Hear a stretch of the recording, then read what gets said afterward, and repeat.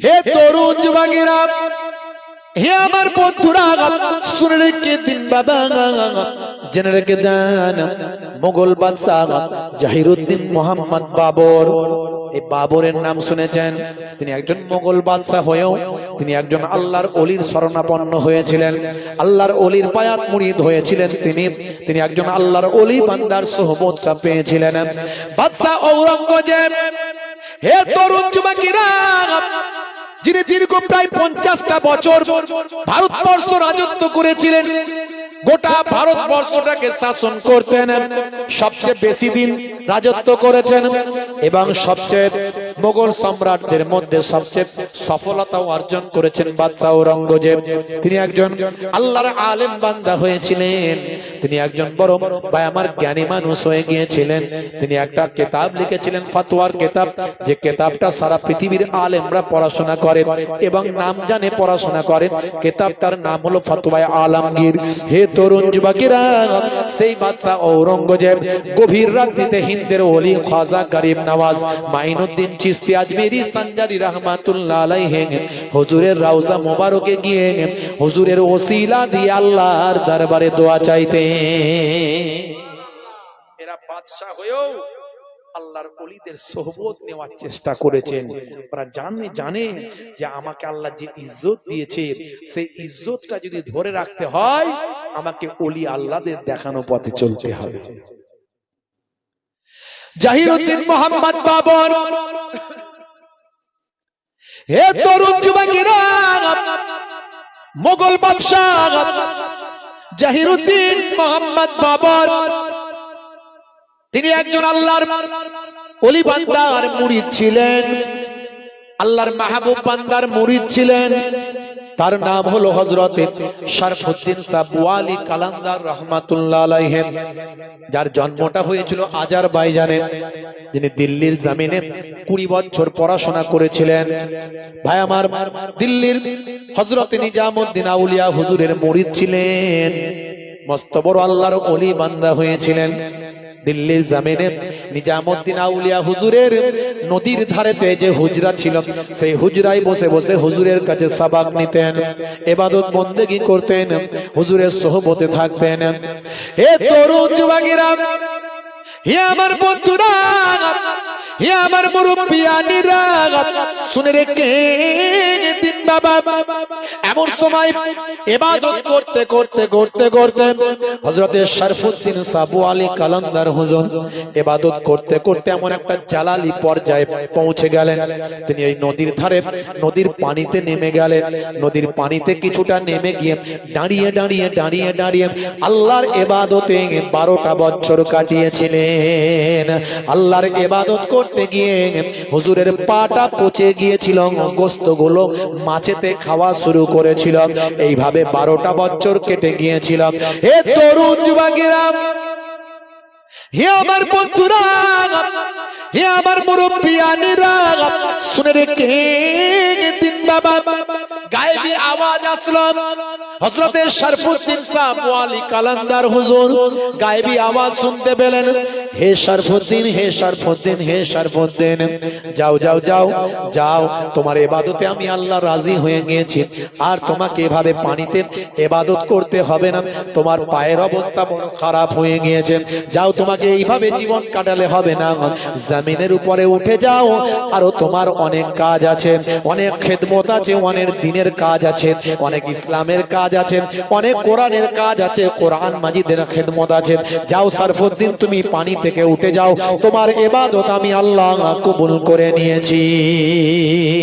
এ তরুণ যুবকেরা, হযরত শরফুদ্দিন সাবওয়ালি কালান্দার হুজুর সেই সময় আল্লাহর দরবারে বললেন, গায়েবী আওয়াজ শুনে বলতে লাগলেন, মাবুদ আল্লাহ, হে আমার রব, আমি ততক্ষণ পর্যন্ত পানি থেকে উঠবো না যতক্ষণ না তুমি তোমার কুদরতি হাত দিয়ে আমি শরফুদ্দিনকে না পানি থেকে তোলো। জোরে হবে না? আমি ততক্ষণ পানি থেকে উঠবো না যতক্ষণ হে আমার রব তুমি তোমার কুদরতি হাত দিয়ে আমাকে না তোলো। আল্লাহর কুদরতি হাত আছে না নাই? যারে বলে, কিন্তু যদি বলেন আমাদের মতো হাত, ঈমান চলে যাবে। আল্লাহর কুদরতি হাত আছে, কেমন আছে সেটা আল্লাহ। হ্যাঁ ভাইরা আমার, তরুণ যুবকেরা আমার, আল্লাহর হাতের বর্ণনা এসেছে, আল্লাহর বিভিন্ন জিসমের অঙ্গ প্রত্যঙ্গের কথা বলা হয়েছে, কিন্তু সেটা কেমন, সেটা কিয়ামতের দিনে বিচারের পরে জান্নাতীরা দেখতে পাবে আল্লাহকে, তখন বুঝতে পারবে কেমন। আর যদি বলেন আমাদের মতো একটা আকৃতি, একটা চেহারা যদি ধারণ করে ফেলেন, তাহলে কিন্তু ইমানে খাতরা এসে যাবে, ইমান নষ্ট হয়ে যাবে। আল্লাহ কেমন, তিনি যেমন তেমন, এটা ধরে রাখতে হবে। হে তরুণ যুবকেরা, হে আমার বন্ধুরা, হে আমার মুরব্বিয়ানিরা, শুনে রেখে দিন বাবা, এমন সময় দেখতে পাওয়া যায় হঠাৎ করে একজন মানুষ এসে হাজির হলেন, একেবারে আকার করে চাগিয়ে নিয়ে পানির উপর উঠে গেলেন হযরতে শরফুদ্দীন সাবু আলী কালান্দার হুজুর। সে মানুষটিকে বলতে লাগলেন, কে বাবা কে? আরে আপনি কেন আমাকে তুললেন? আমার সব শেষ করে দিলেন, আপনি আমাকে সব শেষ করে ফেললেন, কেন আপনি তুললেন? আমি আমার লক্ষ্যে পৌঁছে গিয়েছিলাম, আমি আমার ইবাদতের লক্ষ্যে পৌঁছে গিয়েছিলাম, আমার যেটা ইচ্ছা ছিল সেটা কবুল হওয়ার কাছাকাছি চলে গিয়েছিল, আপনি আমার সব ব্যাঘাত করে দিলেন। কে আপনি বাবা কে? আমি আল্লাহর দরবারে যেটা চেয়েছিলাম আর সামান্য একটু হলি আল্লাহর কাছ থেকে পেতাম, আপনি কেন আমাকে তুললেন? সেই সময় সেই বুজুর্গ মানুষটি বললেন, বাবা শরফুদ্দীন, বাবা শরফুদ্দীন আমাকে চিনলে না? আমি হলাম আলী ইবনে আবু তালেব, আমি তো সেই হযরতে শেরে খোদা আলী মুর্তজা কারামাল্লাহ ওয়াজহ। জোরে হবে না? জোরে হবে না? হযরতে আলী মুর্তজা কারামাল্লাহু ওয়াজহু বলেন, হে শরফুদ্দীন, তুমি আল্লাহর কুদরতি হাত দিয়ে উঠতে চেয়েছিলে, আমার আল্লাহ আমাকে পাঠিয়েছিলেন, আমাকে দিয়ে তোমাকে তোলালেন। হে শরফুদ্দীন, শুনে রেখে দাও, তোমার অনেক কাজ আছে, দ্বীনের খেদমত তোমাকে করতে হবে, ইসলামের দাওয়াত মানুষের কাছে পৌঁছাতে হবে, মানুষকে হেদায়েতের বাণী দিতে হবে, মানুষকে আল্লাহ ওয়ালা বানাতে হবে। শরফুদ্দীন, শুনে রেখে দাও, জেনে রেখে দাও, আজ থেকে আমি যে আলী মুর্তজা তোমাকে তুললাম, আমাকে আল্লাহ কুদরতি খুশবু দিয়েছেন আমার চেহারাতে, আমার শরীরে, সেই খুশবুটা আমার আল্লাহ আজ থেকে তোমাকে দান করলেন। এরই জন্য হযরতে শরফুদ্দীন রাহমাতুল্লাহ আলাইহিকে বু আলী বলা হয়। বু আলী, বু মানে খুশবু, আলী মানে আলী।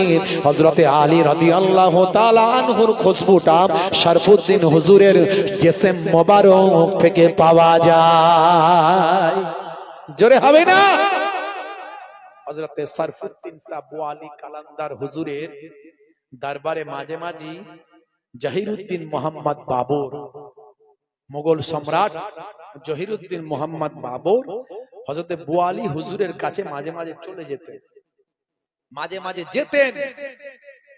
ভাইরা আমার, হুজুর এত আল্লাহর ইবাদত করতেন যে করতে করতে করতে করতে হুজুরের গোঁপটা একটু বড় হয়ে গিয়েছিল, গোঁপটা একটু বড় হয়ে গিয়েছিল। এমন সময় সেই জামানার একজন মস্ত বড় আলেম, মস্ত বড় ওলি, তিনি হলেন কে? ভাইরা আমার, ভাই আমার, পানিপতি হুজুর যাকে বলা হয়, পানিপতি হুজুর, তিনি মোগল সম্রাটকে বললেন, যান আপনার পীরের কাছে যখন যাবেন, আমি খবর পেয়েছি আপনার পীরের গোঁপটা একটু বড় হয়ে গেছে, গোঁপটা একটু ছেঁটে নিতে বলবেন, কেটে নিতে বলবেন, কারণ আল্লাহর নবী বলেছেন গোঁপ ছোট দাড়ি বড়, তাই তো? গোঁপ ছোট দাড়ি বড়। অনেকে দেখবেন গোঁপ একদম চেঁচে দেয়, চাচার কথা হাদিসে আছে কিনা আমার জানা নাই। অনেকে মাথা ন্যাড়া করে ফেলে, সারা 12 মাস ন্যাড়া, মনে মনে করে ন্যাড়া মনে হয় সুন্নত। আল্লাহর নবী হজের সময় ছাড়া আর কোনোদিন ন্যাড়া হয়েছেন কিনা এরকম হাদিস আমার জানা নাই। চুল রাখতেন আল্লাহর নবী, 3 ধরনের চুল রেখেছে, সেই চুলগুলো এখন মানুষ রাখা বন্ধ করেছে। আবার যদি কেউ একটু বড় বড় এখান পর্যন্ত চুল রাখে, আল্লাহর নবীর একটা সুন্নতকে রাখে, লোকে বলে মস্তান হয়ে গেছে। দেখ, বুঝতে পারছেন? তো মানুষ না জানার কারণে অনেক সুন্নাহ আমাদের কাছ থেকে হারিয়ে গেছে। তো গোপ ছোট, দাড়ি বড়, ওয়াহফুল লাহিয়া, দাড়িটা বড় করো, বাড়িয়ে দাও। অনেকে দাড়ি রাখতে লজ্জা পায়। আমি বলি বিরাট কোহলি দাড়ি রেখেছে, হরভজন সিং দাড়ি রেখেছে, লিওনেল মেসি দাড়ি রেখেছে। দাড়ি রাখলে লজ্জা কিসের? নেতা মন্ত্রী খেলোয়াড় প্লেয়াররা যদি দাড়ি রাখে, তোমার দাড়িতে লজ্জা কিসের? দাড়ি ইসলামের একটা বড় সুন্নাহ, বড় সুন্নাহ। কাতারের আমির এসেছিল ভারতে, আপনারা দেখেছেন। আমাদের মাননীয় প্রধানমন্ত্রী নরেন্দ্র দামোদর দাস মোদিজি তাকে স্বাগতম জানাতে এয়ারপোর্টে গিয়েছিলেন। বুকে বুক মিলছে।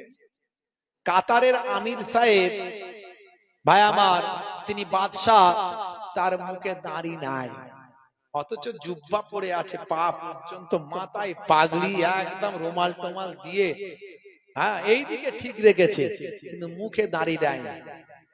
হ্যাঁ, তার মানে কি তিনি ঠিক করছেন? না। 1 লক্ষ বা 2,24,000 পয়গম্বরের সুন্নত, আল্লাহর নবীর নির্দেশ, মুখে দাড়ি রাখো। গোপ ছোট, দাড়ি বড়।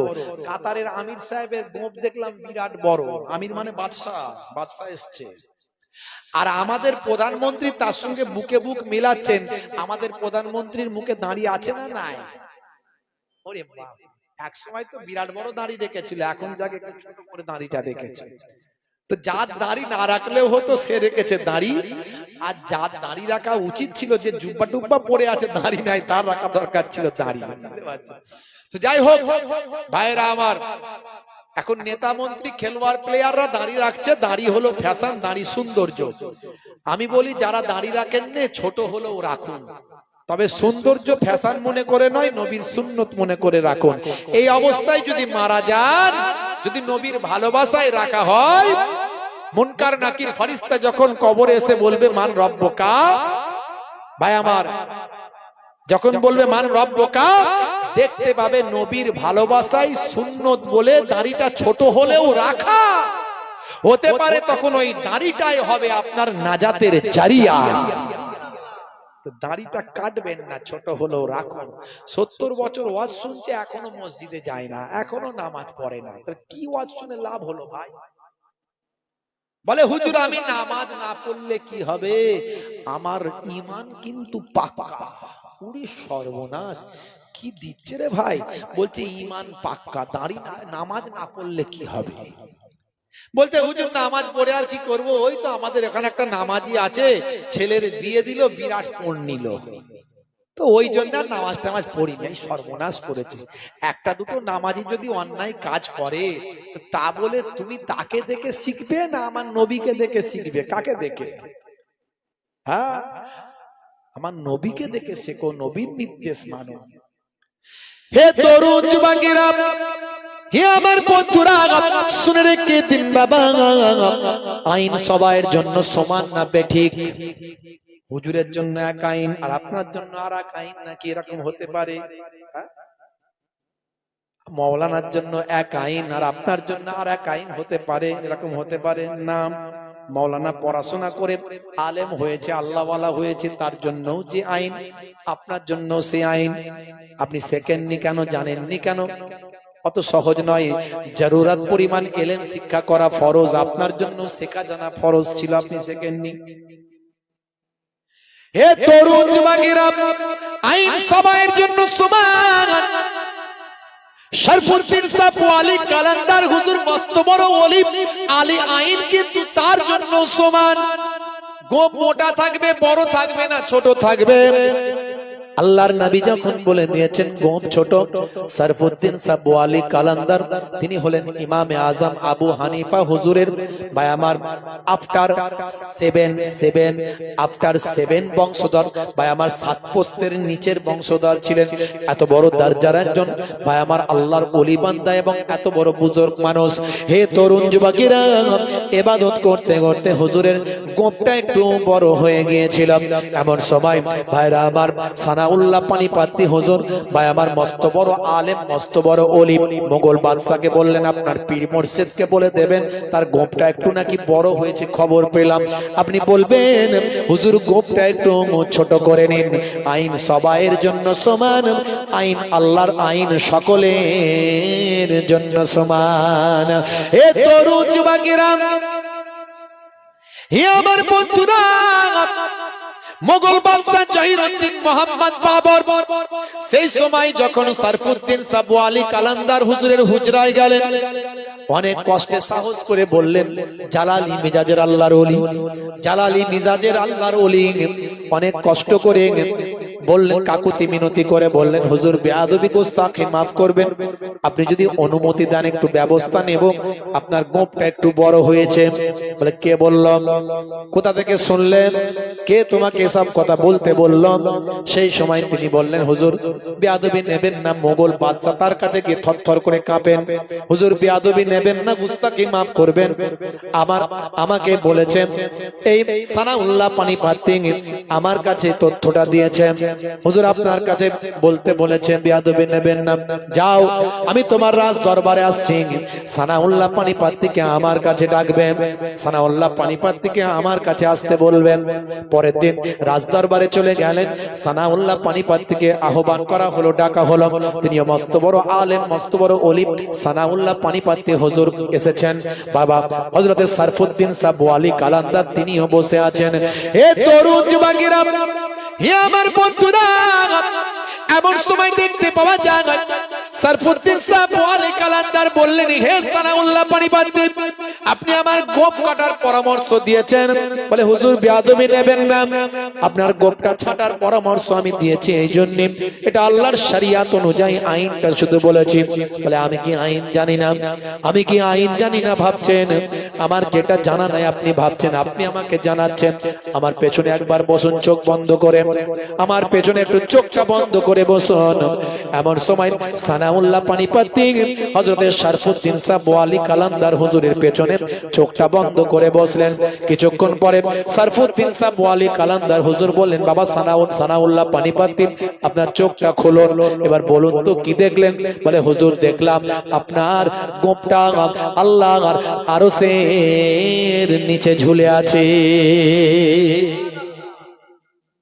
আমার গোপের আল্লাহ মর্যাদা দিয়েছে আমার গোপ ছোট করতে হবে কিনা তোমাকে বলার দরকার নাই হে তরুণ যুবকেরা হে আমার বন্ধুরা এমন সময় সানাউল্লাহ পানিপত্তি হুজুর বললেন হে সরফুদ্দিন শাহ হুজুর বেয়াদবি গুস্তাখি maaf করবেন আপনি যদি একবার আমার পেছনে বসেন চোখটা বন্ধ করে তাই নাকি বাবা আমাকে তুমি দেখাবেন বলে হ্যাঁ একটু আপনি যদি বসেন চোখটা বন্ধ করে সরফুদ্দিন সাবু আলী কালান্দার বললেন ঠিক আছে তাহলে দেখা যাক কি হয় আপনার পেছনে বসলাম সরফুদ্দিন সাবু আলী কালান্দার সানাউল্লাহ পানিপত্তি হুজুরের পেছনে বসলেন সানাউল্লাহ পানিপত্তি হুজুর বললেন হুজুর এবার চোখটা বন্ধ করুন চোখটা বন্ধ করলেন কিছু সময় পর ভাই আমার হযরতে সানাউল্লাহ পানিপত্তি বলেন হুজুর বললেন এবার চোখটা খুলুন চোখটা খুললেন সরফুদ্দিন সাবু আলী কালান্দার হুজুরকে বললেন হুজুর কি দেখলেন এবার বলুন বলে দেখলাম আমার গোপটা আল্লাহর আরশের নিচে ঝুলে আছে আর তার নিচেতেই সানাউল্লাহ পানিপত্তির কাঁচিটা রাখা আছে বলে হুজুর বেয়াদবি নেবেন না আইন আল্লাহর আইন সকলের জন্য সমান হে তরুণ যুবকেরা হে আমার বন্ধুরা শুনে রেখে দিন বাবা জেনে রেখে দেন পড়াশোনা করলে আলেম হওয়া যায় পড়াশোনা করলে পণ্ডিত হওয়া যায় পড়াশোনা করলে মাওলানা হওয়া যায় মুফতি হওয়া যায় কিন্তু পড়াশোনা করে আল্লাহর ওলি হওয়া যায় না ইলমে তাসাউফের জ্ঞান অর্জন করতে গেলে আল্লাহর ওলি বান্দার সোহবতে থাকতে হয় হে তরুণ যুবকেরা হে আমার বন্ধুরা, শুনে রেখে দিন বাবা, জেনে রেখে দেন হে মুসলমান, আপনাকে আমাকে এলেম শিক্ষা অর্জন করতে হবে। শুধু এলেম পড়ে অর্জন হয় না, এলেম শুনে অর্জন হয়, এলেম দেখে অর্জন হয়, এলেম পড়ে অর্জন হয়। ইলমুন মানে জ্ঞান, বিদ্যা, বিদ্যা বিভিন্ন ভাবে হয়। হে তরুণ যুবকেরা, আপনি রাজমিস্ত্রি হয়েছেন, রাজমিস্ত্রির এলেম আপনার মধ্যে আছে। সেই রাজমিস্ত্রির কোন দিকটা যদি আমাকে ধরিয়ে দেন, আমি এমন বিল্ডিং বানাবো পরের দিনে ভেঙে যাবে। আপনি দোকানদার হয়েছেন, সেই দোকানদারের জ্ঞান এলেম আপনার মধ্যে আছে, যেটা আমার মধ্যে নাই। আমাকে যদি দুদিন দোকানদারি করতে দেন, দোকানের মাল সব বিক্রি হয়ে যাবে, পয়সা খুঁজে পাবেন না। হে তরুণ যুবকেরা, আপনি বাবা ভাই আমার দোস্ত আমার টেলার হয়েছেন, আপনি জামা কাপড়ের টেলারিং এর কাজ করেন, মিস্ত্রি আছেন। আপনি যদি সেই দোকানদারিটা আমাকে দেন, এমন জামার ছিট কাটবো ভাই, আমার একটা গেঞ্জি পর্যন্ত হবে না, জামা তো দূরের কথা। হে যুবকেরা, তাহলে আপনার মধ্যে যে এলেম আছে, সেই এলেমটা আপনি দেখে শিখেছেন, আপনি বুঝে শিখেছেন, আপনি জেনে শিখেছেন, শুনে শিখেছেন। বন্ধুরা আমার, তাহলে এলেম অনেক রকমের হয়। শুধু এলেম আলেম হলে হবে না, আবেদ হতে হবে, আল্লাহর নেক বান্দা হতে হবে, আল্লাহর ওলি বান্দা হতে হবে। ওলি আল্লাহ যদি হয়ে যান, কিতাবের মধ্যে দেখতে পাওয়া যায়, মাল্লাহুল মাওলা ফালাহুল কুল। বান্দা যখন আল্লাহর হয়ে যায়, কুল মাখলুকাত তার গোলাম হয়ে যায়। মান কানা লিল্লাহি কানা আল্লাহু লাহু। যে বান্দা আল্লাহর হয়ে যায়, স্বয়ং আল্লাহ তার হয়ে যায়। ভাইরা আমার, আমার আল্লাহ তাআলা কোরআন মাজিদের ভিতরে, হে তরুণ যুবকেরা, হে আমার বন্ধুরা, শুনে রেখে দিন বাবা, আমার আল্লাহ বললেন, হে দুনিয়ার মানুষ শুনে রেখে দাও, আলা ইন্না আউলিয়া আল্লাহি লা খাউফুন আলাইহিম ওয়ালা হুম ইয়াহজানুন। যারা আমার প্রকৃত ওলি বান্দা হয়, আমার প্রকৃত মাহবুব বান্দা হয়, আমার প্রকৃত ওলি বান্দা হয়, আমি আল্লাহ বলি তাদের কোনো খৌফ নাই, ডর নাই, তাদের কোনো চিন্তা নাই। জোরে হবে না? যারা আল্লাহর মাহবুব বান্দা হয়ে যান, তাদের কোনো ভয় নাই, ডর নাই, তাদের কোনো চিন্তা নাই। তবে আল্লাহর ওলি বান্দা হতে গেলে আপনাকে কি করতে হবে? আপনাকে আল্লাহ ওয়ালা মানুষের সোহবতে থাকতে, আল্লাহ ওয়ালা মানুষের সোহবত পেতে হবে। আপনাকে আল্লাহর ওলি বান্দাদের সোহবত নিতে হবে, তাদের দেখানো পথে সে আদর্শ, সে আখলাক গ্রহণ করতে হবে, সে চরিত্র বাস্তবায়িত করতে হবে। আল্লাহর নেক বান্দা মাহবুব বান্দারা তারা কিভাবে জীবন যাপন করেছেন সেটা জানতে হবে। হে তরুণ যুবকেরা, হে আমার বন্ধুরা, শুনে রেখে দিন বাবা, জেনে রেখে দেন। এর জন্য আমার আল্লাহ কোরআন মাজিদের ভিতরে বললেন, আতিউল্লাহ ওয়া আতিউর রাসূল ওয়া উলিল আমরি মিনকুম ফাইন তানাযাতুম ফি শাইইন ফারুদ্দুহু ইলাল্লাহি ওয়ার রাসূল। হে দুনিয়ার মানুষ শুনে রেখে দাও, তোমরা আমি আল্লাহ আমার ইতাআত করো, আমার রাসূলের ইতাআত করো। আমাকে এবং রাসূলকে যে ইতাআত করেছে, উলিল আম যারা হয়ে গিয়েছে, অর্থাৎ আলেমে হাক্কানি যারা হয়েছে, আল্লাহর ওলি বান্দা যারা হয়েছে, তাদের তোমরা ইতাআত করো, গোলামি করো, তাদের আল্লাহর ওলি বান্দাদের গোলামি করো। তো ওলি বান্দা হওয়া তো সহজ ব্যাপার নয়। আল্লাহর ওলি বান্দার মধ্যে হিংসা থাকবে না, বিদ্বেষ থাকবে না, চগলখড়ি থাকবে না, গীবত থাকবে না, পরনিন্দা থাকবে না, পরচর্চা থাকবে না। বুঝতে পারছেন? আল্লাহর ওলি বান্দারা হলে ষড়রিপুকে দমন করতে হয় কম বেশি, তার মধ্যে লোভ রিপু, ক্রোধ রিপু, এগুলোকে দমন করতে হয়। অনেক ক্ষেত্রে রেগে যান, আল্লাহর ওলিরাও রেগে গেছেন, আমার নবীও রেগে গেছেন, বদদুয়া করেছেন। সব সময় লোকে বলে নবী ক্ষমা করেছেন, ক্ষমা করেছেন। হ্যাঁ, ক্ষমা করেছেন। আমার নবী কয়েকবার জীবনে রেগেও গেছেন। তোর ছেলেকে বাঘে খাবে, যা। নবী যখন বলে দিয়েছেন তখন বাঘে খাবে না, খাবে না?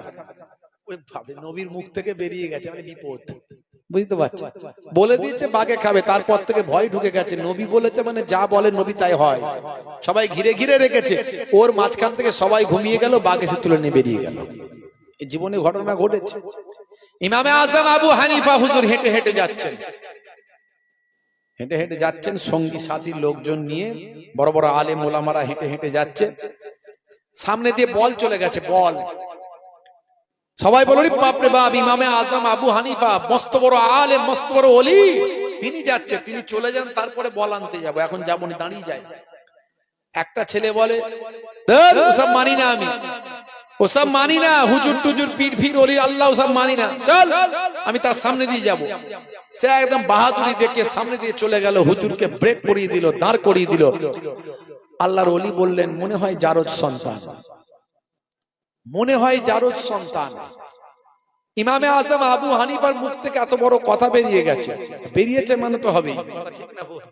পরবর্তীকালে সবাই খবর নিয়ে দেখলো ছেলেটা সত্যি জারজ সন্তান। অত সহজ নয়। ক্ষমতা আছে, ক্ষমতার লোভ দেখিয়ে লাভ নাই।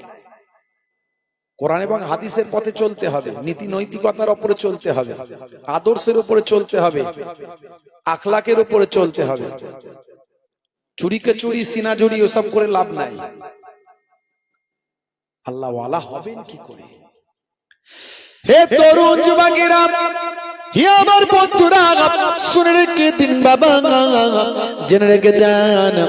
আমার আল্লাহ বললেন, ফাযাক্কির ফাইন্না যিকরা তানফাউল মুমিনিন, you keep telling, believers will benefit. হে নবী, আপনি ওয়াজ করতে থাকুন, আপনার ওয়াজটা ঈমানদারদের উপকারে লাগবে। ওয়াজ করেছিলেন দয়ার নবী হযরতে আবু বকর সিদ্দিক হুজুরের উপকারে লেগেছিল। ওয়াজ করেছিলেন দয়ার নবী হযরতে ওমর ফারুক রাদিয়াল্লাহু তাআলা আনহুর উপকারে লেগেছিল। ওয়াজ করেছিলেন দয়ার নবী হযরতে ওসমান জিন্নুরাইন হুজুরের উপকারে লেগেছিল। ওয়াজ করেছিলেন দয়ার নবী হযরতে আলী মুর্তজা কারামাল্লাহু ওয়াজহুর উপকারে লেগেছিল। ওয়াজ করেছিলেন দয়ার নবী আবু জার, আবু তালহা, আবু হুরায়রা হুজুরদের উপকারে লেগেছিল। ওয়াজ করেছিলেন দয়ার নবী আবু জাহিলের উপকারে লাগে না, নবী আমার ওয়াজ করেছিলেন উতবা সাইবা, এদের উপকারে, আবু লাহাবের উপকারে লাগে না। এ যুবকেরা, সারা জীবন ধরে ওয়াজ শুনছেন বাবা, এখনো হেদায়েত হতে পারলেন না। আর কবে হেদায়েত হবেন? না না না না, হেদায়েত কাকে বলে জানতে হবে। নামাজ পড়লি হেদায়েত নয়, দাড়ি রাখলি হেদায়েত নয়, টুপি জুব্বা মাথায় দিলি হেদায়েত নয়। হে তরুণ যুবকেরা, হেদায়েত কাকে বলে? নবিয়ানা আদর্শ থাকলে তবেই তাকে হেদায়েত বলে। নবিয়ানা আখলাক কই? নামাজও পড়ছে, চিটিং বাজিও করছে, দাঁড়িয়ে রেখেছে, ধাপ্পা বাজিও করছে, ওজনে ঠকাচ্ছে, হ্যাঁ, গালমন্দ করছে, ভাষা খারাপ করছে, চগলখড়ি করছে, চায়ের দোকানে বসে বসে দুনিয়ার লোক খারাপ, সে একা ঠিক আছে না? নাই এমন লোক। ছেলের বিয়ে দেওয়ার সময় ঘুরিয়ে মোটা পোমটা নিয়ে নিচ্ছে। তুমি আমার চাচতো ভাইয়ের ফুফুতো ভাই, ভালো করে নাচে যদি পাই তাহলে হয়ে যাব ভালো বিয়াই। ঠিকঠাক করে চাওয়া চাই, হ্যাঁ। হাই রে হাই, রাগ করবেন না, আখেরি জামানা। হে তরুণ যুবকেরা, হে আমার বন্ধুরা, হে আমার মুরব্বিয়ানেরা, আল্লাহর নবী বললেন, মান হাব্বা সুন্নতি ফাকাদ আহাব্বানি ওয়া মান আহাব্বানি কানা মাই ফিল জান্নাহ। যে আমার সুন্নতকে ভালোবাসলো সে আমি রাসূলকে ভালোবাসলো, আর যে আমি রাসূলকে ভালোবাসলো সে আমার সঙ্গী জান্নাতি হয়ে গেল। যাদের ভিতরে সুন্নত পাওয়া যায় তারা কেউ পথহারা হয় না। রাসূলের পথে যারা চলে দুনিয়ায় বাতিলের বাধা তারা মানে না। জোরে হবে না? আর একটু জোরে হবে না? নিশীথ রাতিতে স্বপ্নে দেখে, নিশীথ রজনীতে সেজদায় যায়, জীবনে যত গুনাহ মাফ তারা পায়। যাদের ভিতরে সুন্নত পাওয়া যায় তারা কেউ পথহারা হয় না। যাদের ভিতরে সুন্নত পাওয়া যায় তারা কেউ পথহারা হয় না। আল্লাহুম্মা সাল্লি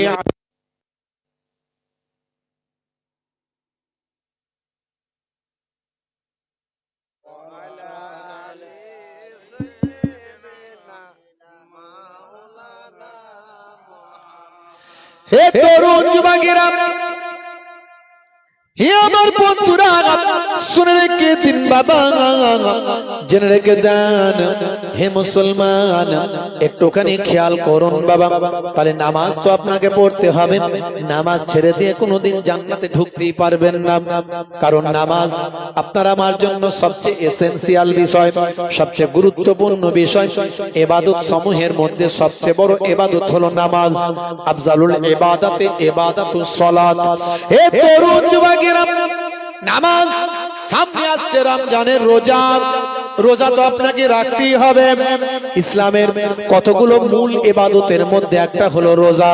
পাঁচটা যে ভিত্তি আছে, পাঁচটা যে মৌলিক ভিত আছে ইসলামের, ভাই আমার, তার মধ্যে একটা হলো রোজা। একটা রোজা যদি কেউ ইচ্ছাকৃতভাবে ছাড়ে, তার কাফারা পানিশমেন্ট হলো ধারাবাহিক পরপর 60টা রোজা রাখতে হবে। 60টার মধ্যে যদি আবার একটা যদি কেউ ছেড়ে দেয়, তার বিনিময়ে আবার 60টা রাখতে হবে। অর্থাৎ সারা জীবন রোজা রাখলেও একটা ফরজ রোজা হক আদায় করা যাবে না। তাই রোজা আপনাকে ছাড়লে হবে না। তবে মনে রাখবেন, নামাজ, রোজা, হজ, যাকাত। হজ যাকাতটা ধনী মানুষের জন্য, গরিব মানুষদের জন্য নয়। গরিব মানুষরা, ধনী মানুষরা যে হজ যাকাত করে যে ইবাদতের সওয়াব পাবেন, গরিব মানুষরা অটোমেটিক তার জন্য সেই সওয়াবের হকদার হবে গরিব হওয়ার কারণে। অতএব চিন্তার কোনো কারণ নাই। হে তরুণ যুবকেরা, হে আমার বন্ধুরা, শুনে রেখে দিন বাবা। তবে নামাজ, রোজা, হজ, যাকাত করলেই শুধু হবে না। মানুষটা আপনাকে নবিয়ানা আদর্শ রাখতে হবে, আখলাকুন নাবাবী হতে হবে। নবীর চরিত্র, জীবন আদর্শ আপনার জীবনে বাস্তবায়িত করতে হবে। আপনার চেহারাটা মিষ্টি পোলাইট করতে হবে, হাসি হাসি ব্যবহার করতে হবে, আখলাকুন নাবাবী রাখতে হবে। আখলাকুন নাবাবী রাখতে হবে। কি করতে হবে হুজুর? না বাবা, কারোর সঙ্গে খারাপ ব্যবহার করবে না, সব সময় শান্ত মেজাজে থাকবে, সব সময় মিষ্টি ব্যবহার করবে, মুখ হাসি হাসি করে রাখবে, সবাইকে সম্মান করবে, ছোটদের স্নেহ করবে, বড়দের সম্মান করবে। হ্যাঁ, পীরের কাছে মুরিদ হতে এসেছে একটা সাপ। এটা ওয়াকিয়া, একটা ঘটনা, একটা হেকায়েত, একটা শিক্ষামূলক কথা।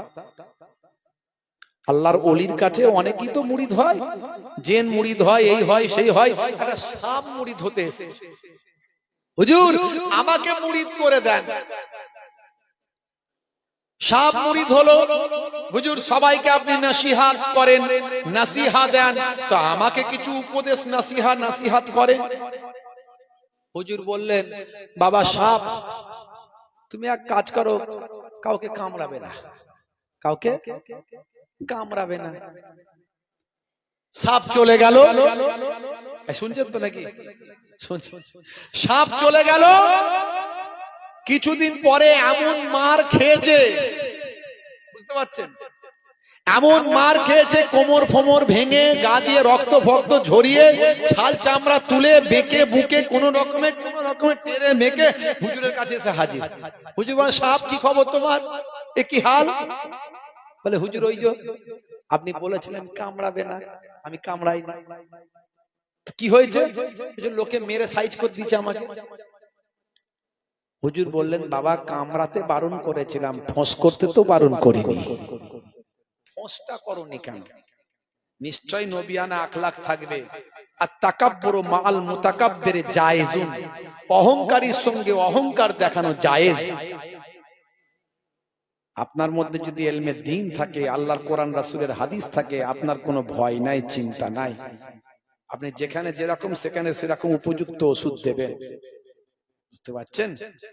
তাহলে ফস করতে বারণ নাই, কামড়াতে বারণ ছিল। ফস করো প্রয়োজনে, তবে নবীর আখলাক চরিত্র তুমি দেখাবে, রাসূলের আখলাক রাসূলের চরিত্র তোমার মধ্যে থাকবে, এটা মাথায় রাখবে। হে তরুণ যুবকেরা, হে আমার বন্ধুরা, শুনে রেখে দিন বাবা, জেনে রেখে দেন, মুখটাকে সব সময় হাসি হাসি করে রাখবেন। বলে হুজুর এ আবার কেমন ওয়াজ হচ্ছে? হাসি হাসি করে রাখা মানে মুখ হাসি হাসি করে রাখলে যে সে এসে গায়ের পাশে বসে গায়ে পা লাগিয়ে দেবে, দিয়ে আর মাথায় উঠে পড়বে, ঘাড়ে উঠে পড়বে। তাহলে কি করতে হবে না, মুখকে বাংলার 5 করতে হবে। এমন গম্ভীর ভাবে মুখকে রাখবে কেউ সামনে আসার সাহস পাবে না, লাল লাল চোখ বের করবে, মেজাজ দেখাবে, তাহলেই বেটা ঠান্ডা।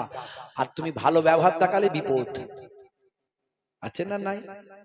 তাহলে কি করবে, দেখাবে না? না, নবীর আখলাক দেখাতেই হবে। কি করতে হবে?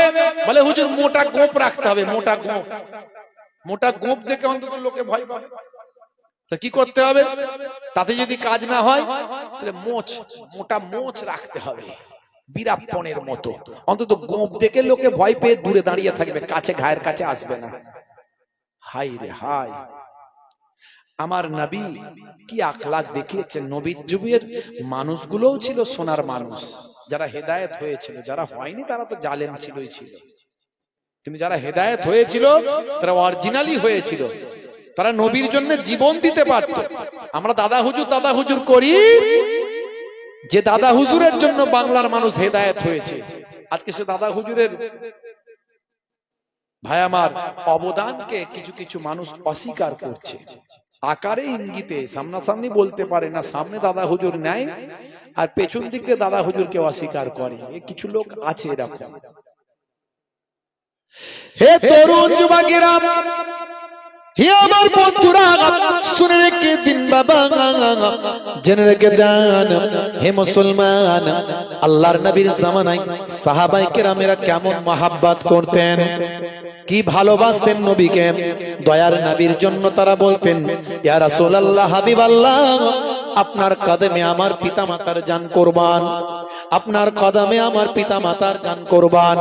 সাহাবায়ে কেরামেরা বলতেন, ইয়া রাসূলুল্লাহ, হাবিবাল্লাহ, আপনি যদি অনুমতি দেন তাহলে পানিতে ঝাঁপ দিতে পারবো, আপনি যদি অনুমতি দেন আপনার সাহাবীরা আগুনে ঝাঁপ দিতে পারবেন।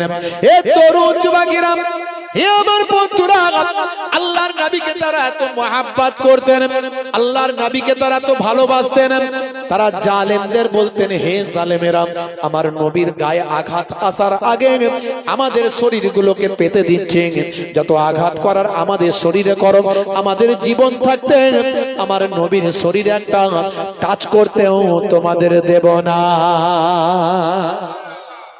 কি মহব্বত করতেন সাহাবায়ে কেরাম।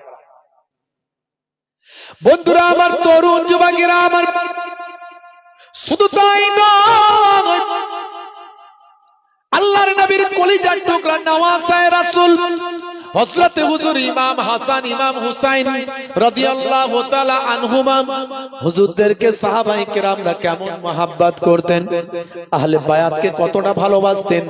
হে তরুণ যুবকেরা, শুনে রেখে দিন বাবা, জেনে রেখে দেন, হে মুসলমান, একটু লক্ষ্য করুন, হযরত খলিফায়ে সানি ওমর ফারুক রাদিয়াল্লাহু তাআলা আনহুর জামানা, যে ওমর ফারুক রাদিয়াল্লাহু তাআলা আনহু সম্পর্কে আল্লাহর নবী বলেন, লাউ কানা বাদি নবিয়্যুন লাকানা ওমর, আমার পরে যদি আল্লাহ কাউকে নবী বানাতেন হযরতে ওমরকে নবী বানিয়ে দিতেন। হে তরুণ যুবকেরা, সেই হযরতে ওমর ফারুক রাদিয়াল্লাহু তাআলা আনহুর সন্তানের নাম হলো হযরতে আব্দুল্লাহ। আব্দুল্লাহ ইবনে ওমর, ওমর ফারুক হুজুরের জামানার কথা।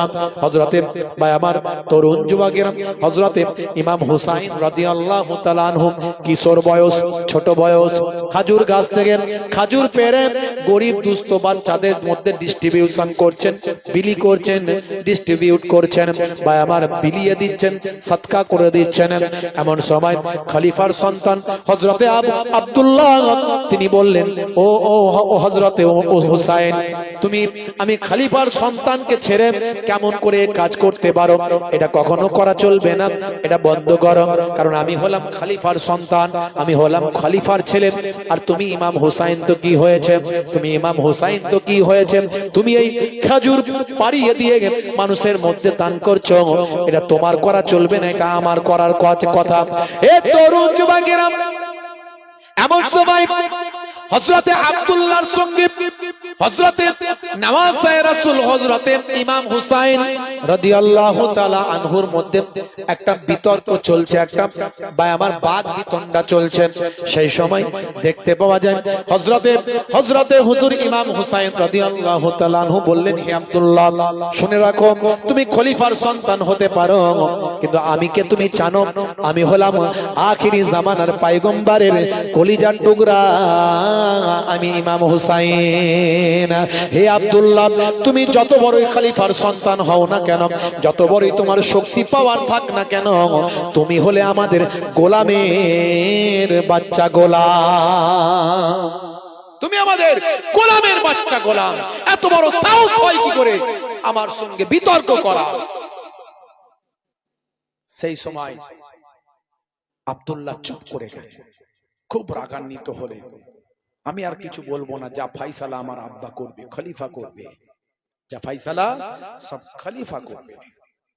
খলিফার কাছে গিয়ে অভিযোগ করলেন, সন্তান পিতার কাছে গিয়ে অভিযোগ করলেন, এত বড় সাহস, নবীর নওয়াসা তো কি হয়েছে, আমি খলিফার সন্তান, আমার সঙ্গে এরকম কথা বলেছে আব্বা, আমাকে বলেছে গোলামের বাচ্চা গোলাম। বলে তাই নাকি? বলে হ্যাঁ, তাহলে বিচার করতেই হবে। বলে হ্যাঁ আব্বা, বিচার করতেই হবে, যাও ডেকে নিয়ে এসো, ইমাম হুসাইনকে ডেকে নিয়ে এসো। ইমাম হুসাইন হুজুরকে ডাকা হলো, সাহাবায়ে কেরামরা সব থরথর করে কাঁপছে, আরে বাপ রে বাপ, নবীর নওয়াসার সঙ্গে কি বিচার হবে আজকে?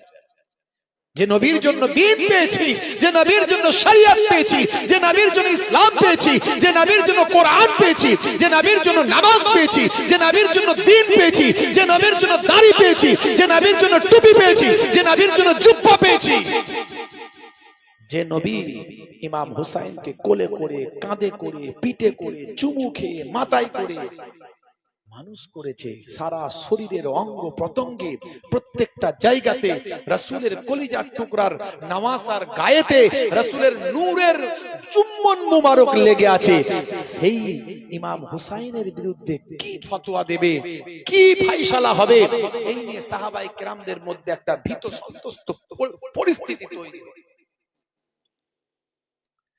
হে তরুণ যুবকেরা, হে আমার বন্ধুরা, শুনে রেখে দিন বাবা, জেনে রেখে দেন, হে মুসলমান, একটুখানি লক্ষ্য করুন বাবা।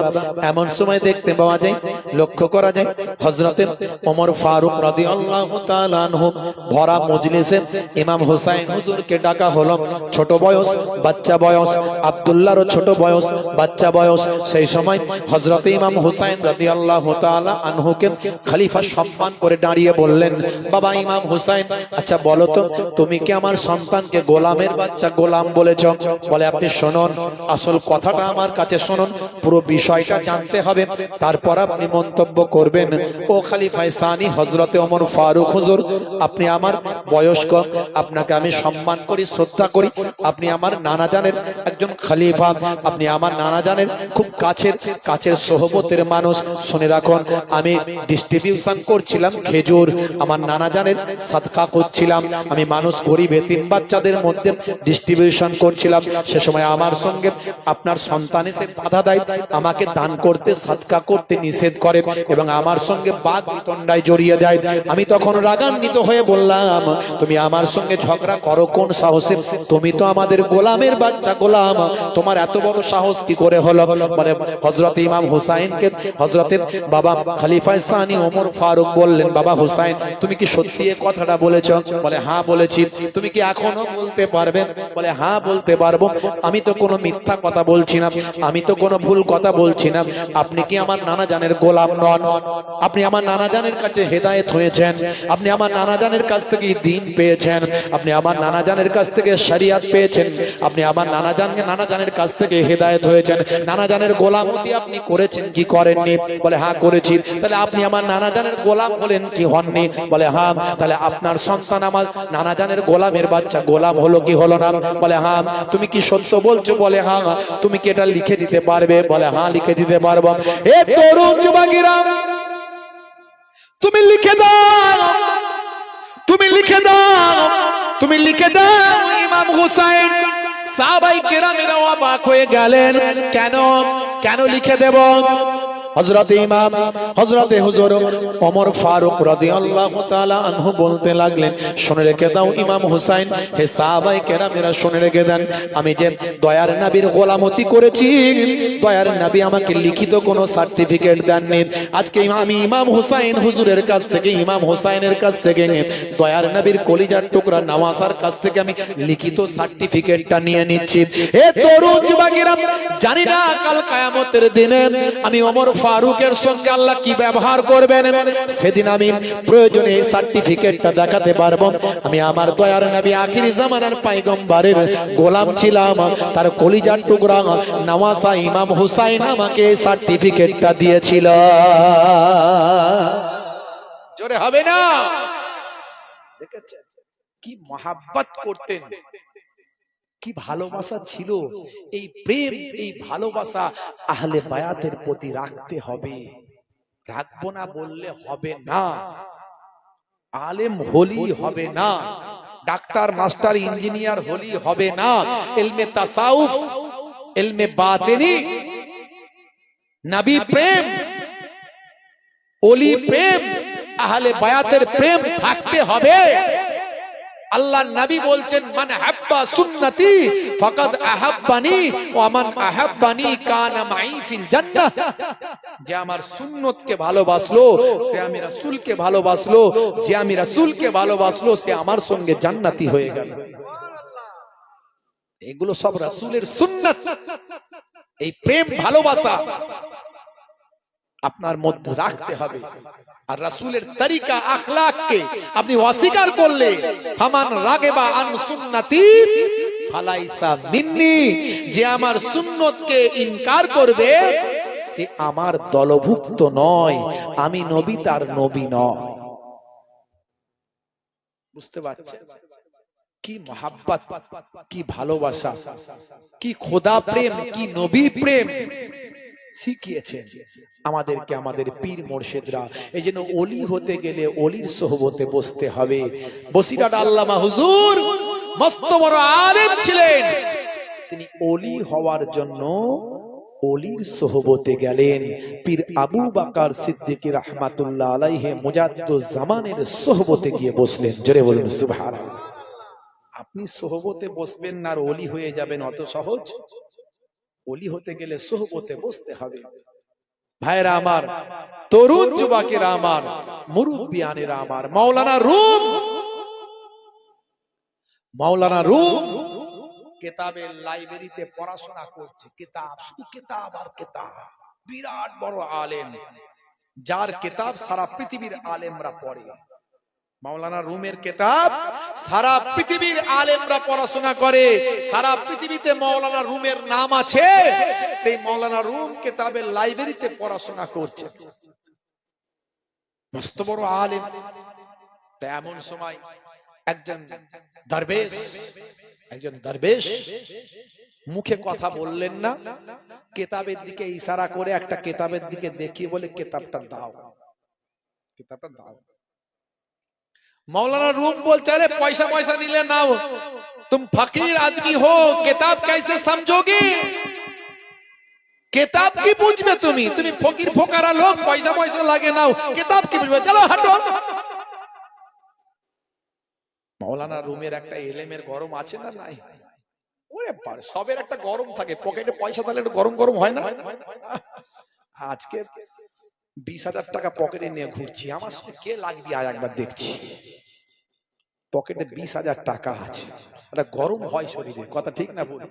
কারো শক্তি ক্ষমতা 90 কেজি ওজন, সলেমান খানের মতো বডি, বাপ রে বাপ, কে আসবি আয়, এক ঘুষি মারবো পাহাড়ের দিকে উড়িয়ে দেবো একদম। শরীরের গরম থাকে, একটা এলেম যদি থাকে না, পেটে একটু বিদ্যা বুদ্ধি থাকে, তার একটা গরম থাকে। এই গরমটাকে কন্ট্রোল করলে তবেই ওলি হতে পারবেন, অত সহজ নয় ওলি হওয়া। তো মাওলানা রুম একটা এলেমের গরম আছে, क्या किताब समझोगे? चलो निकलो, तुम फकीर आदमी हो, कहां से आए हो और किताब मांगते हो? चलो चलो निकलो।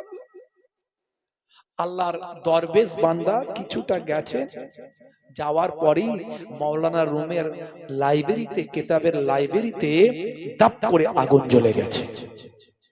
সব কিতাব পড়ছে হু করে, মাওলানা রুম একা পেরেশান, পানি টানি নাই, যে পানি টানি দেবে কি করবে খুঁজে পাচ্ছে না। বুঝতে পারলো, মাথায় ঢুকলো যে আমার এখানে কোন আগুন জ্বালানোর কোন উপকরণ নেই, কোন রকম কোন আগুন জ্বলার মতো কোন ব্যবস্থাপনা নাই, আগুন জ্বলার কথা নয়। হঠাৎ আগুনটা জ্বললো, আর যখনই আমি কথাটা বলে তাকে তাড়িয়ে দিলাম তখনই হলো। নিশ্চয় এটা সাধারণ কোন আগুন নয়, এটা ওই আল্লাহর দরবেশ বান্দার কারামত। জোরে বলুন সুবহানাল্লাহ। এমন সময় মাওলানা রুম তখন এদিক থেকে ছেড়ে ওই দরবেশের পেছনে ছুটেছে। দরবেশকে গিয়ে বলছে, হুজুর मेरा लाइब्रेरी में आग लग चुका है, जरा बोलिए कैसा हुआ, क्यों हुआ? तखन हुजूर जबान खुलेছে, बेटा तुमने कहा किताब नहीं समझोगे, मैं कहता हूं ये आग क्यों लगा ये तुम नहीं समझोगे। সেই যে মাওলানা রুম ওই দরবেশের পেছন ধরলেন, ওই দরবেশের সঙ্গে 20 বছর থেকে ইবাদত করলেন, 20 বছর থেকে হুজুরের সোহবতে থাকলেন। ওই দরবেশ সাধারণ কোন দরবেশ ছিলেন না, তিনি হলেন হযরতে শামসুদ তাবরেজ রাহমাতুল্লাহ আলাইহি। মাওলানা রুম হতে পারতো না। তিনি বলেছেন যদি শামসুদ তাবরেজের গোলামি না করত, তো আল্লাহর ওলি বান্দা না ধরে কি করে ওলি হবেন আপনি? যারা প্রকৃত জ্ঞানী মানুষ তারা ওলি বান্দার সোহবত নিয়েছে। ওলি বান্দা খুঁজতে হবে, বের করতে হবে। বয়স হয়ে গেলেই যে ওলি আল্লাহ হয়ে যাবে এমন নয়, আবার অল্প বয়স থাকলেই যে ওলি আল্লাহ হবে না তা নয়। ওলি আল্লাহ খুঁজে বের করতে হবে। যেমন ভালো ডাক্তার, ভালো মাস্টার, ভালো দোকান খুঁজে বের করেন, ভালো অ্যাডভোকেট খুঁজে বের করে, তেমন এটাও খুঁজতে হবে, সহজ নয়। বসিরার আল্লামা হুজুর চলে গেছে, কি নিয়ামত ছিলেন আল্লাহ তাকে, কি নিয়ামতের হকদার বানিয়েছিলেন, কত বড় আল্লাহর ওলি করেছিলেন। সে নিয়ামত আর পাওয়া যাবে না, যে চলে যায় আর হয় না। ফুরফুরা শরীফ মুজাদ্দিদুজ জামান দাদা হুজুর পীর কেবলা রাহমাতুল্লাহ আলাইহি, আপনাদের দাদা হুজুর কেবলা, আমার পরনানা জান হুজুর পীর কেবলা, বসিরার হুজুর দাদা হুজুর পীর কেবলা রাহমাতুল্লাহ আলাইহির কাছে গিয়ে সোহবতে বসলেন। এত বড় আলেম, সেই জামানার আলিয়া মাদ্রাসা থেকে সারা জীবন 1 নম্বরে র‍্যাঙ্ক করতেন, প্রথম ফার্স্ট, তার উপরে আর কেউ নাই। জাহেরি বিদ্যা তার কাছে আর প্রয়োজন নাই, সব শেখা হয়ে গেছে। এখন যেটা দরকার সেটা হলো ইলমে বাতিনির দরকার, ইলমে মারিফাতের দরকার, ইলমে তাসাউফের জ্ঞান দরকার। খুঁজতে শুরু করলেন কিভাবে ইলমে মারিফাতের জ্ঞান অর্জন করব, ইলমে বাতিনির জ্ঞান কিভাবে অর্জন করব, ইলমে তাসাউফের জ্ঞান অর্জন করব কিভাবে। আমার দাদা জান মায়াপুর পীরনগরী হুজুর কেবলা, যাকে হিন্দুরা বলতো দেবতা, আর মুসলমানরা বলতো জিন্দা পীর। আমার দাদাজান তার নাসাব নামা সব আহলে বায়াতের খানদান থেকে এসেছে। দাদাজানের পূর্বপুরুষ সব ইরানের কেরমান থেকে এসেছে। অরিজিনালি করিসুন্ডা, সেই করিসুন্ডা থেকে, করিসুন্ডা দরবার শরীফ থেকে পীরনগর হরিণখোলা দরবার শরীফ।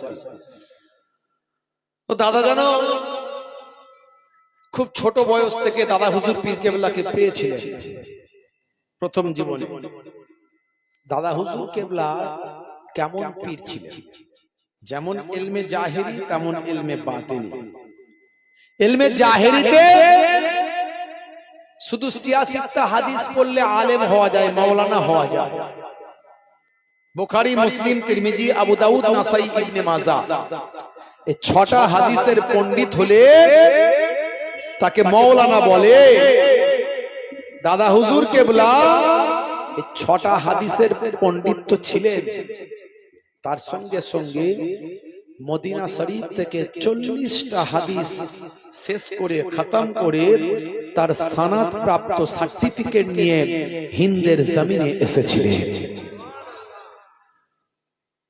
তো আলেম তো হওয়া যায়, আলেম পড়াশোনা করলে হওয়া যায়, ওলি হওয়া যায় না। ওলি হতে গেলে অনেক জ্ঞান অর্জন করতে হবে, বেলায়েতের হকদার হতে হবে, ইলমে তাসাউফের জ্ঞান অর্জন করতে হবে। ভাইরা আমার দাদাজান মায়াপুর পীরনগরী হুজুর কেবলা নিজের মুখে শুনেছি। তখনকার যুগে পাকা রাস্তা ছিল না, মাটির ট্রেন। সেই আরামবাগের কাছ থেকে আমার দাদাজান হুজুর কেবলা ঠিক করলেন যে একজন হক পীরের হাতে হাত দিয়ে বায়াত হব। পরবর্তীকালে উনি ছোট হুজুর কেবলার বিয়ায়ও হয়েছিলেন। আর যেহেতু একটা নিসবাত আলাদা ছিল, আহলে বায়াতের খানদানের সেই সম্পর্ক ছিল, তা দাদা হুজুর কেবলা এবং 5 হুজুর কেবলা খুব মহব্বতের মানুষ ছিলেন আমার দাদা, বুঝতে পারছেন? তো যাই হোক, পরবর্তীকালে ছোট হুজুর কেবলার বিয়ায় হয়েছে। তো আমার দাদাজানের মুখে নিজে শুনেছি যে দাদা হুজুর কেবলার হাতে হাত দিয়ে আমি বায়াত হব, এই টার্গেট আমার ছিল। তাই তৎকালীন যুগে পায়ে হেঁটে সেই আরামবাগ থেকে মায়াপুর পীরনগর শরীফ থেকে পায়ে হেঁটে কলকাতার 9 নম্বর হালদার লেনে তখন গেছেন। মাটির ট্রেনের সময় তখন বাস টাস ছিল না, বুঝতে পারছেন? তো হুজুর কেবলা বলেন, দাদা হুজুর কেবলার একটা ঘটনা, তখন বাংলাদেশ থেকে কিছু আলেমরা এসেছিলেন ওই মসজিদে 9 নম্বর হালদার লেনে। মসজিদে আসার পরে হুজুরের কাছে ফতোয়া নিচ্ছেন তারা। দাদা হুজুর কেবলা সেই জামানায় ভারতবর্ষের 1 নম্বর আলেম বলা যেতে পারে, 1 নম্বর আলেম। কারণ সেই জামানায় মদিনা শরীফ থেকে 40টা হাদিসের সনদ প্রাপ্ত আলেম ভারতের জমিনে ছিল না। জোরে হবে না? এমনি বসিরহাট হুজুর দাদা হুজুর কেবলার হাতে হাত দিয়ে বায়াত হয়নি, এমনি হয়নি, বুঝতে পারছেন ভাইরা আমার? দাদা হুজুর কেবলা যেমন আলেম, যেমন ইলমে জাহেরি তেমন ইলমে বাতিনি। দাদাজান, আমার দাদাজান মায়াপুর পীরনগরী হুজুর কেবলা নিজের মুখে শোনা, বলে সেই সময় ওই 9 নম্বর হালদার লেনে আমি হুজুরের কাছে গিয়ে বসে আছি, কিছু বাংলাদেশের আলেমরা ফতোয়া নেওয়ার জন্য এলেন। তো হুজুরের কাছে তখন কলমটা ছিল না, কলমটা ছিল না। তখন হুজুর বললেন, দাও বাবা কলম দাও, সই করে দি, সই করে দি দাও। তখন তিনারাও কলম খুঁজে পাচ্ছিলেন না। সামনে মসজিদে অনেক সময় ছাত্ররা পড়াশোনা করে, তো এই ছাত্রদের ওই কলম মানে কালির দোয়াত পেন সেই আছে না, তখন তার এইরকম ডট পেন নিপ পেন ছিল না, কালির ডোবানো দোয়াত পেন যেটা বলে, তো ওই রাখা ছিল ওখানে।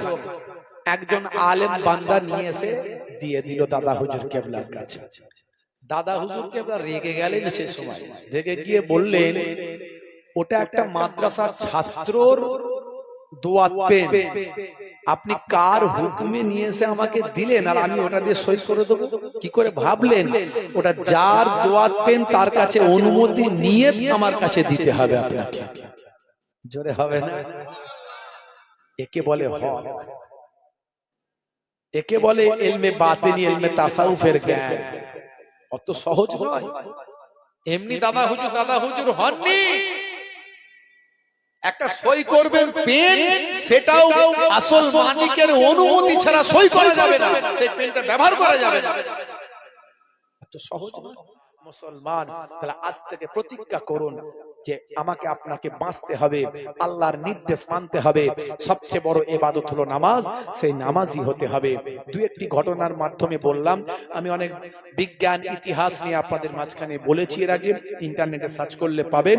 আজকে একেবারে খুব সহজ সরল ভাবে দুটো ঘটনার মধ্যে দিয়ে নবী প্রেম, ওলি প্রেমের কথা বললাম, ইবাদতের কথা বললাম, আইন সকলের জন্য সমান বললাম, এগুলো বোঝানোর চেষ্টা করলাম।